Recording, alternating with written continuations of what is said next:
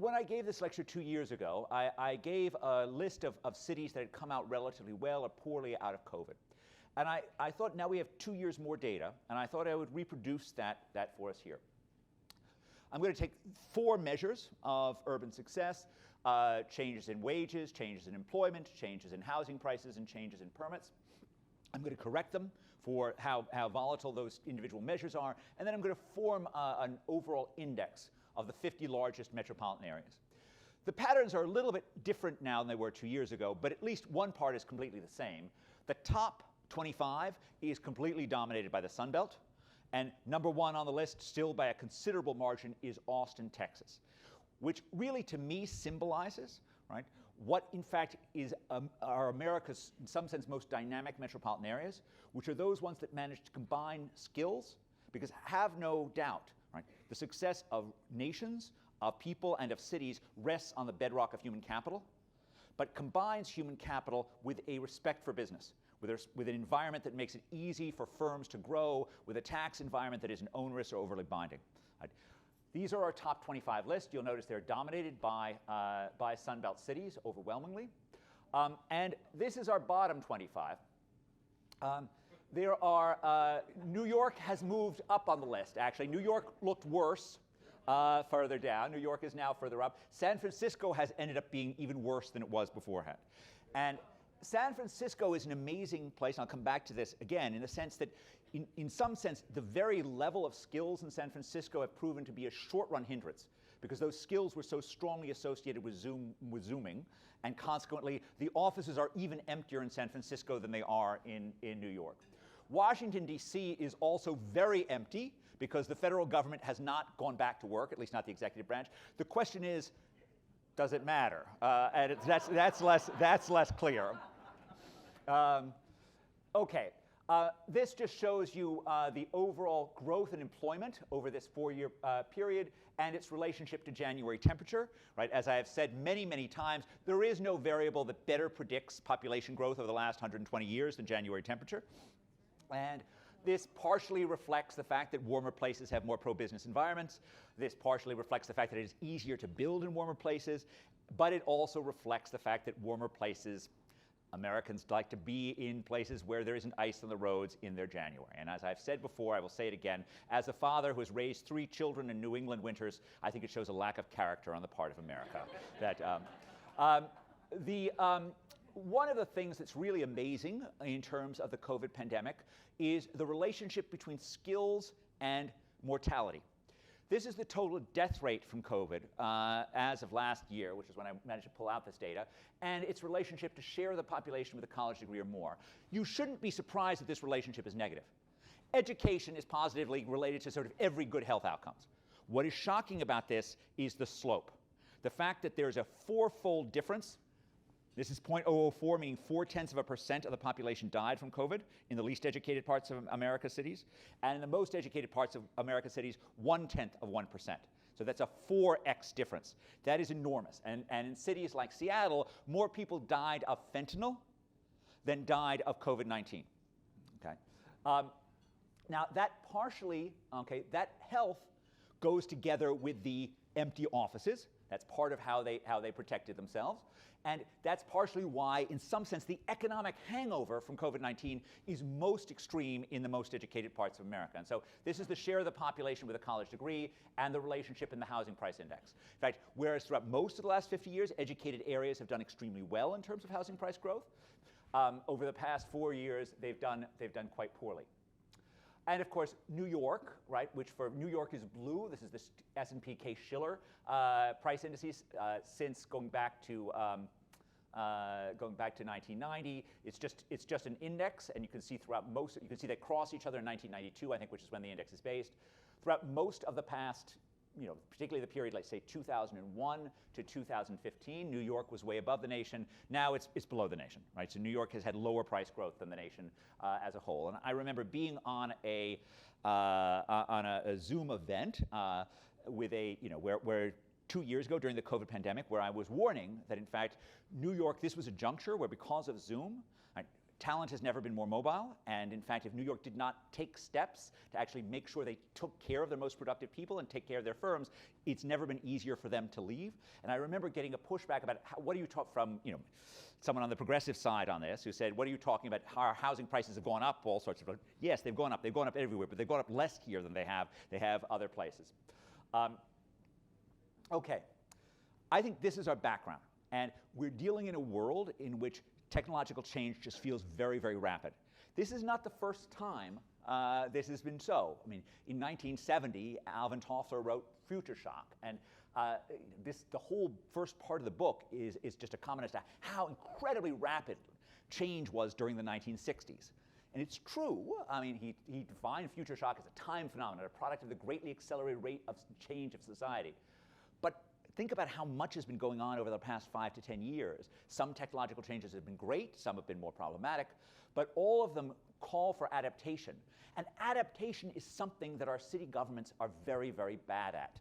I mean, there was a long period in time in which it was impossible to get city employees of a certain New England city that I shall not mention to actually turn on their laptops, right? They had no interest in doing that, and you couldn't fire them or make them do it, right? The only thing that computerized this old New England city was that eventually their grandchildren got on Facebook, and so they started using smartphones so they could actually look at the pictures of their grandchildren on Facebook. That was the dynamic thing that actually got some computerization into this city.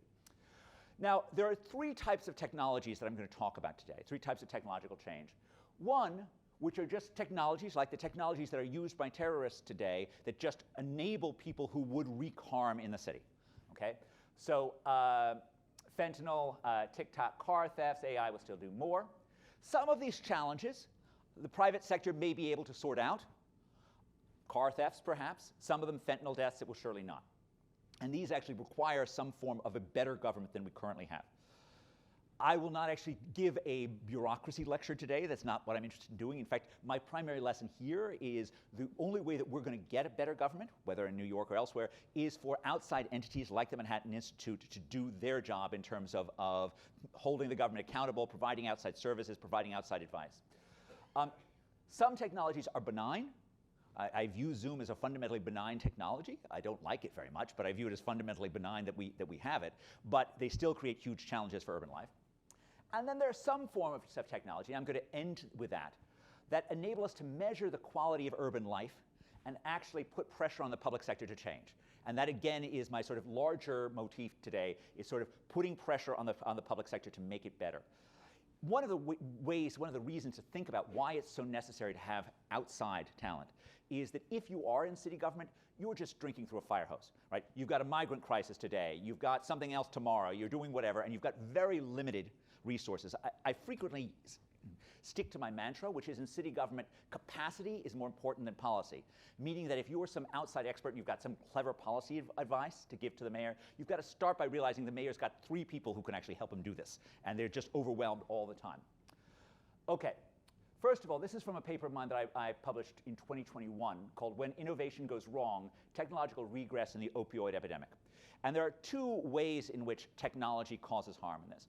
One of which is, for roughly 400 years, people have been figuring out ways to claim that they had a benign way of delivering opioids. So human beings have liked opioids for thousands of years. There are great things in the Valley of, there are pictures in the Valley of the Kings of sort of various poppy-related products that were popular in ancient Egypt. It was also known by people for thousands of years that opioids are addictive and can kill you when taken in excess. But what has happened? Think, for example, of the invention of morphine in 1829, an allegedly benign alternative to traditional opioids, or, of course, the great success delivered to you by the same chemist who would invent in the same year aspirin, right? Heroin, right? A supposedly incredibly safe form of an opioid that you could give to children for coughs, right?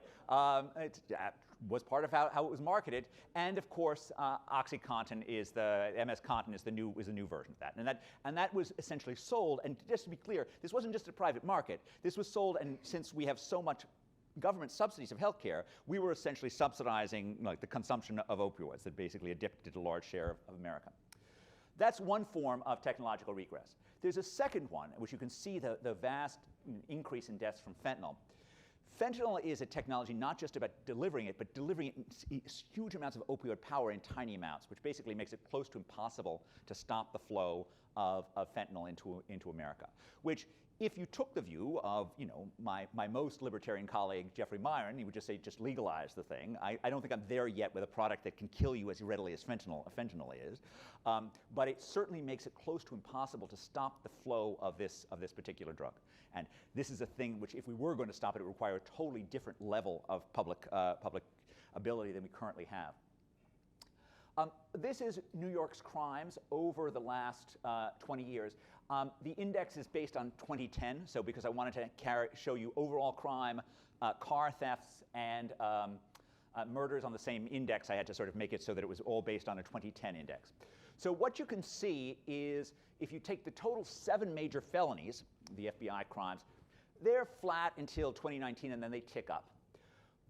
Larceny, grand theft auto, grand larceny motor vehicle, has actually an amazing downward trajectory for most of this time period. When in fact, for most of this time period, the technology got better, our cars became like more difficult to run up. And then starting in 2019, you have a huge tick up, a more than doubling of grand theft auto in New York City. Really quite amazing. Murder as well, again, it's trending down and then trending back up again. And of course, murder is the crime which has by far the largest social cost. Different things are involved with the increase in car theft. Some part of it was an unwise decision by the Hyundai group to actually make their cars easier to hotwire, which happened about 10 years ago. They have fixed that in subsequent models. But how would you learn how to hotwire this? Well, apparently TikTok is a fantastic technology for teaching people how to rob cars. Not only that, you can then take pictures of yourself while you're hot riding the car, and they like that too. I don't know why, but that seems to be a very popular thing for kids to do. Okay, if you think that TikTok is good for generating this, think what ChatGPT can do for teaching you how to pursue any criminal activity you might want to do. And so all of these technologies, which can be used benignly, are also ones that empower different forms of malign behavior, are technologies that make it more difficult for the police to do their job and that require a government that is more effective. So that's the harmful technologies, which I think most of the time require some form of a better government. And I think we need to think about how as outsiders, we can help that work. Then there's Zoom. I updated this to last week. I showed you a version of this graph 2 years ago, and what is shocking is how little change there is. So this is key swipes, Tassel technology. It's just measuring how often people are going in. It's all based on pre-work. We're still down in the 40 to 60% level. Now, this is a huge issue. You feel it, particularly in Midtown Manhattan. It's not true of all of America, right? So if we were talking about Sunbelt offices, particularly Sunbelt lower educated areas, like that stuff feels normal. In fact, I can say that like Harvard Square feels normal. But many big office markets do not feel normal. My colleague, this is us celebrating Claudia Golden winning her Nobel Prize this week, which was fantastic. Claudia reminds me it's particularly empowering for people who have a family to take care of, and so they can do things longer distance. Yet it is still a challenge for New York.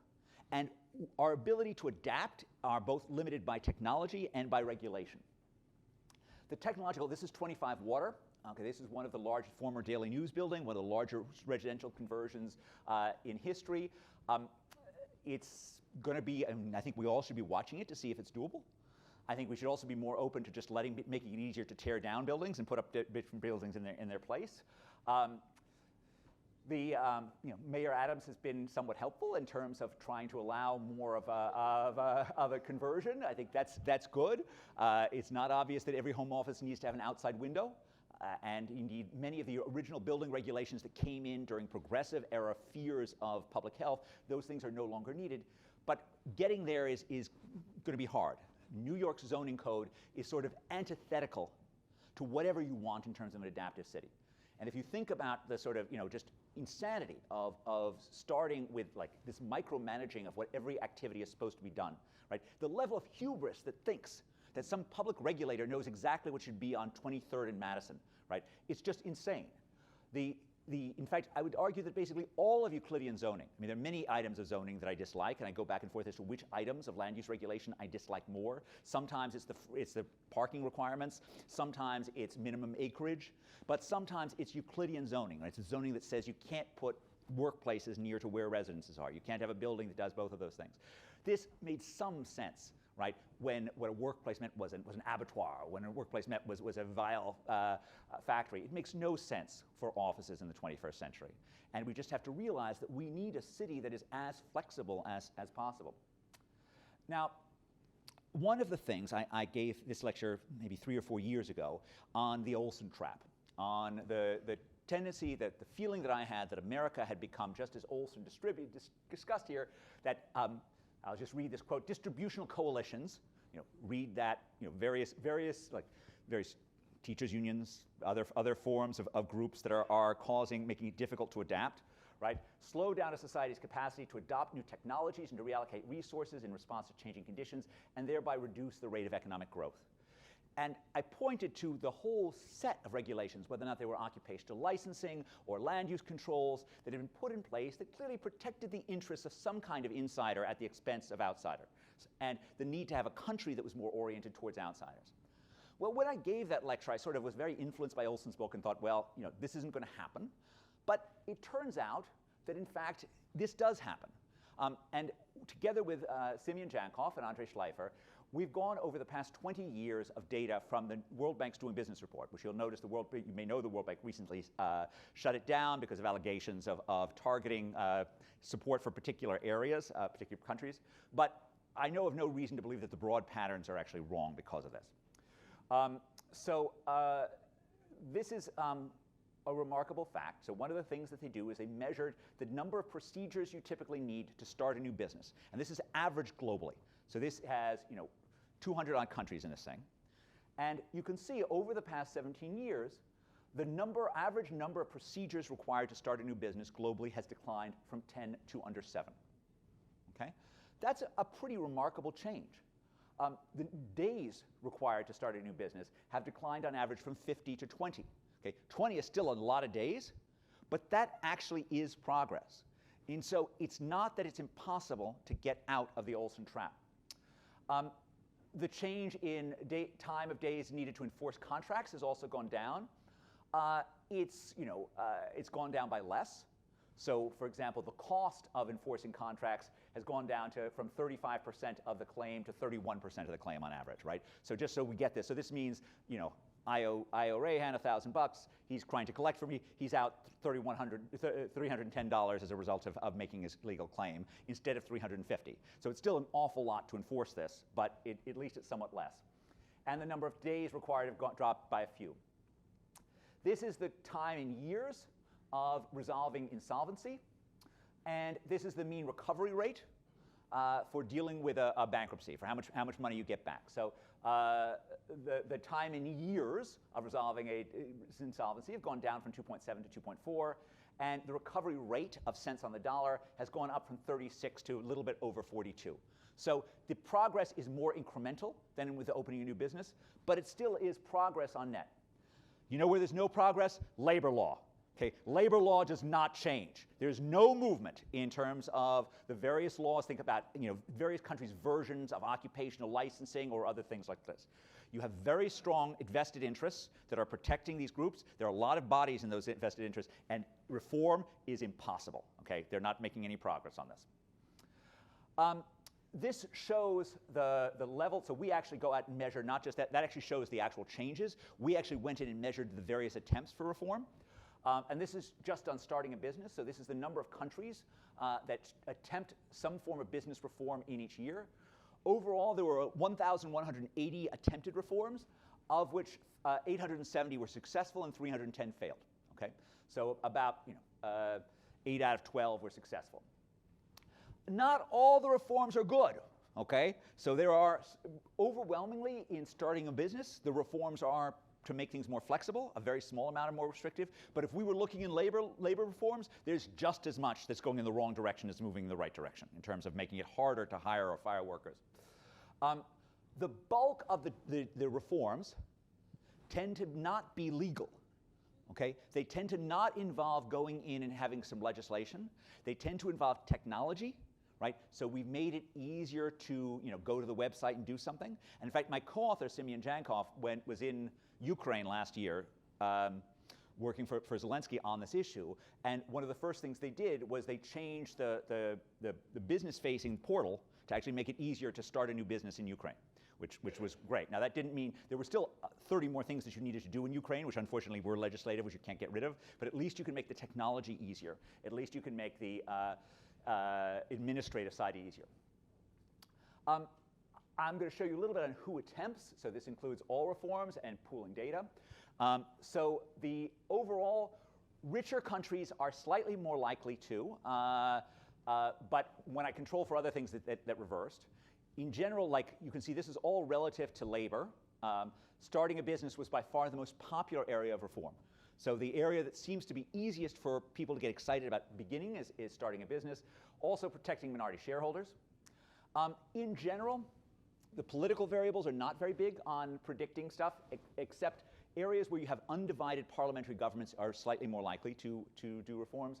And then in general, measures of economic chaos are predictive of taking reform. So bad unemployment, more reforms. Economic decline, more reforms. So a crisis is, as Paul Romer famously said, a terrible thing to waste. And it does lead to some idea to actually things working. Who succeeds? Again, the starting a business are more successful areas. Again, also insolvency and minority shareholders. Tax-related reforms fail a lot. Technology and administration make reform probabilities much higher. In general, measures of divided government, checks and balances, like the stuff that we learned from Montesquieu was great, that's terrible for successful reform, right? The guys who do it right are, it's democracies, but it's democracies where there's a lot of power entrenched in a single person, right? So you need to have a really empowered and effective mayor if you're actually going to make things reform. And those economic distress measures, they lead to more reform, but lead to more reform attempts, but not to more success. So contra Olsen, reform does happen. It's not really happening a lot here, but it does happen. And so there are a few lessons that I can take away from this. One of which is we're going to have more of a consensus for reform if things start going even worse than they currently are, okay? So just as in my own childhood in New York in the 70s, right, you started to get an appetite for reform for a mayor like Rudy Giuliani when things went awry and went badly awry. That's exactly what this international data is showing us. Reforms to the labor market seem to be almost impossible. Entrenched unions or other groups are just too hard to beat. By contrast, reforms related to starting a business are much more common. Most commonly, these are administrative and technology reforms, not ones that require legislation. Democracies are slightly more likely to succeed, but political divisions make success far less likely. And of course, there's a meta lesson in all this, right? Which is that none of this is likely to have occurred if we didn't start measuring how difficult it was to start a business. If the Doing Business Reform Survey did not exist, this would not have happened. And this continues to make the case for outside measurement of government, right?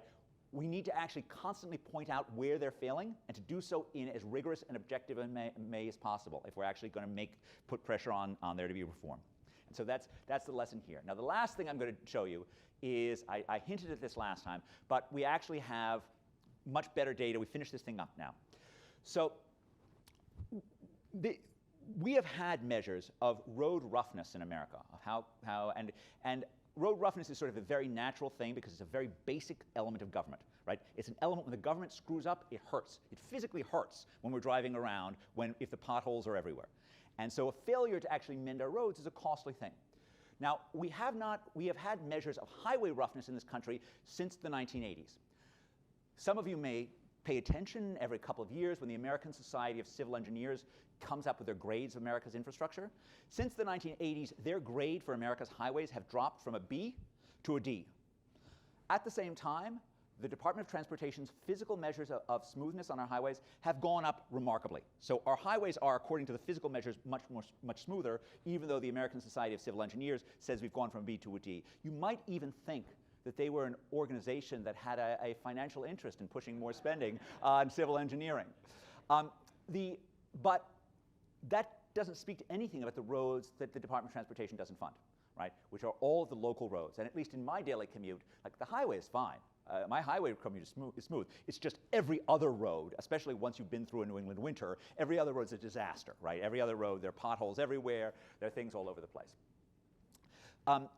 Thanks to Uber, and the kindness of Jonathan Hall, who was the chief economist at Uber and also a former student of mine, we got access to a month's worth of Uber's complete data on drivers. And every Uber driver has a smartphone. Every smartphone has essentially an accelerometer within it, which means it's measuring how bumpy the roads are everywhere.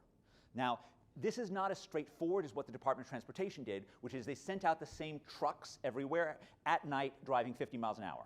And Uber drivers have different cars, they drive at different speeds, and so there's a bunch of sort of fancy statistical stuff you need to do to correct for all of that. I'm not going to bore you with that, but we do that. And we then essentially try to measure how bumpy things are. Now, and this gives you what our estimates are, and I'll tell you how we came up with that in a second, of the cost per mile of driving in different parts of New York, and the differences between them. So you can see that there are parts of Manhattan where our estimated cost per mile of bumpiness is 1.6 cents coming with this, where it's 1 cent in other areas. You can see that in New York it really is about sort of central areas that are, and areas that have a lot of truck traffic that are particularly bad within New York. The way that we're able to estimate costs is we are able to look at how people adjust their speeds for very salient changes in bumpiness. So this is the Chicago border, okay, with Evanston, Illinois. The Chicago border is road roughness jumps up directly when you enter into Chicago. There's a big difference between the suburbs and the outlying areas. And all the Uber drivers seem to know it because they immediately slow down when they get to the Chicago border. Now, in some sense, the way that we think about it, and you can see that that's bumpiness, that's speed, is in some sense, the willingness to slow down is essentially your willingness to pay to avoid bumpiness. So what are you paying? You're paying with your time. So you're putting up with a slower drive in order to get less vibration. And if you buy the assumptions of the model that we need, that essentially gives you a social cost of driving, for bumpiness from driving. And it gives you these estimates of how much as you go up in roughness.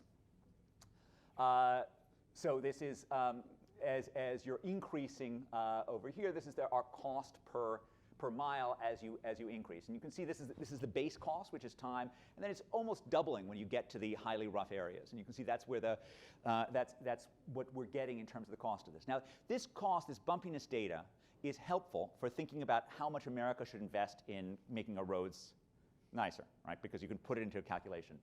But it's also useful for telling you something about where you should repave your roads.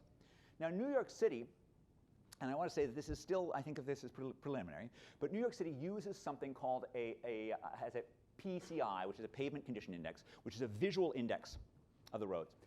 It's not that correlated with our measure, as opposed to other measures which are IRI. IRI are international roughness indices. So cities that do IRI, like Chicago, we've correlated with our measure, and they're very, very close. The PCI measures correlate much less, about a correlation coefficient of 20%, for those of you who are interested. But I want to show you the relationship between speed in our Uber data and their measure and our measure. Okay? So our measure it explains 33% of the variance in speed across New York City roads, our measure of roughness. Their measure explains much less than 1% of the variance. Right? There is not a significant relationship not a statistically significant relationship when it's just used on our own between their measure and how quickly people are driving. When you throw in both their measure and ours, they both are significant. Ours becomes even more powerful. Theirs becomes slightly more powerful. Okay, and that suggests at least part of the problem of what's going on with New York City's repaving policies. Because one of the things that you can do if you have better measures of road repaving is you can actually target your repaving better. And that is, I believe, the single lowest hanging fruit in urban quality of life, is to just do the same amount of road repaving, but to actually repave the rough roads rather than the not rough roads. So we gathered for 4 cities: New York, Dallas, which we sort of expected would be reasonably competent on this. It turned out not to be on this. Columbus, Ohio, again, you typically thought of a well-functioning city, partially because of the Columbus Partnership, which is in some sense a model of what external talent can do to make a city government. And Portland, rarely necessarily thought of as being, at least at this particular moment in time, a big gem of government. Now, what this is showing you is just the relationship between how rough the road was and what the probability was that the road was repaved over the next 8 months. So our city is more likely to repave rougher roads. New York, it turns out, and I think the New York City government should take a big leap on, a big jump on this, they actually had a slight positive relationship. So they were slightly more likely to repave rougher roads. In none of the other cities was there any relationship whatsoever between road roughness and repaving, which I think is really quite remarkable. To show you other variables. This is a way of viewing the data. Now, it's not true that, so we don't, we have to use small grid cells because we can't literally match the street with the street. So we use a relatively small physical area, which means you're always going to get a bunch of noise in things. So even if you targeted the worst places first, this would be the relationship between repaving probabilities and how rough things are. So that blue line shows you what would happen if you use the worst first. The green line shows if you took the worst area, but then you also took into account these roads are more often for people to drive on it. So you were a little smarter than just saying, I'm just going to redo the roughest roads. You're going to leave some of the rougher roads in the outer boroughs alone, and you may be targeting some of the areas which get more traffic. Then you get the green line. The actual line is the one below, which means as you look across these bins, you're going from a probability of repaving in the smoothest areas of like 7% to a probability of like 14% in the roughest areas, which is a really remarkably flat relationship between repaving. And there are many things that come to do with this. And again, I want to stress, New York is not particularly bad on this. In fact, it looks particularly good on this relative to the other cities that we've seen, although they leave a level of non-performance, which is truly kind of remarkable.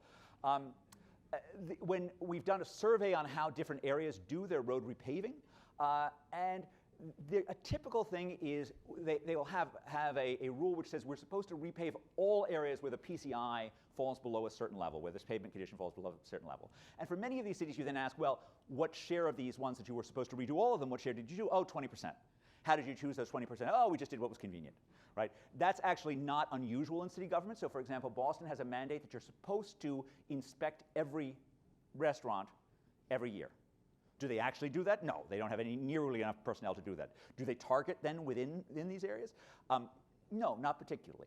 And we actually once put together an algorithm. We ran a contest which involved this sort of very fancy, design algorithm using verbiage from Yelp to target your areas. And we found a bunch of improvements that you could get in terms of targeting health inspections for public health. It turns out you got 98% of the way there if you just inspected the restaurants that failed last year. That's actually all you need to do. You do not need a fancy algorithm. You just need some targeting of the restaurants that you think are more likely to be a problem. But again, it's this thing that's exactly the same thing as road repaving, which is you have a city mandate that is vastly excessive, and you have city resources that cannot possibly get there. Okay? And once you have that combination, your ability to be smart about city spending goes out of the roof. And I think even when we think about things like the current migrant crisis, right? It's yet another example of an unfunded mandate that's being given to the city. And so there's some dream of what the city would do. The city has nowhere near enough resources to actually handle this. And so unsurprisingly, we get an outcome that we're unhappy about because we've created a vast mandate without anywhere near the resources we need to look at it. So let me finish up here. But I want to just end with 4 things, okay? One of which is governments rarely embrace technological change on their own, and they're frequently flummoxed in dealing with technological change, right? And you can see this whether it's technological change in shipping fentanyl or technological change in dealing with stealing cars. And they have to be pushed towards technological fixes. Frequently, if they're going to actually deal with a technological problem, since they don't have nearly enough technological know-how within City Hall, it's much easier for outsiders to bring that to bear. It's much easier for outside entities to actually bring people who have some expertise in this area. And that's really what we as people who love the city, people who care about the city, really need to do. This is, I think, why the Manhattan Institute's mission is so vital, right? That in fact, they constantly need to be pushed to do the right thing. They constantly need to have something shone on them. And the more that we can more regularly measure whether or not it is the quality of roads in different cities, or how easy it is to start a business, or various other, like whatever it is that we want our governments to do, right, the more likely we are to actually achieve something from that, right? What gets measured gets managed. Peter Drucker was right on this. And finally, I was going through LaGuardia today, and they put in the new pictures where, again, they have quotes of of Fiorello LaGuardia, and he remains correct that one of the beautiful things about city government is there is not a Republican or Democratic way to clean a city street, right, as he said in 1934, nor is there a Republican or Democratic way to fix a pothole.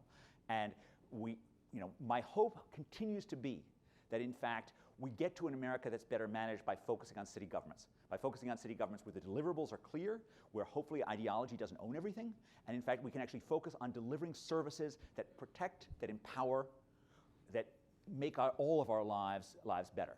Thank you very much.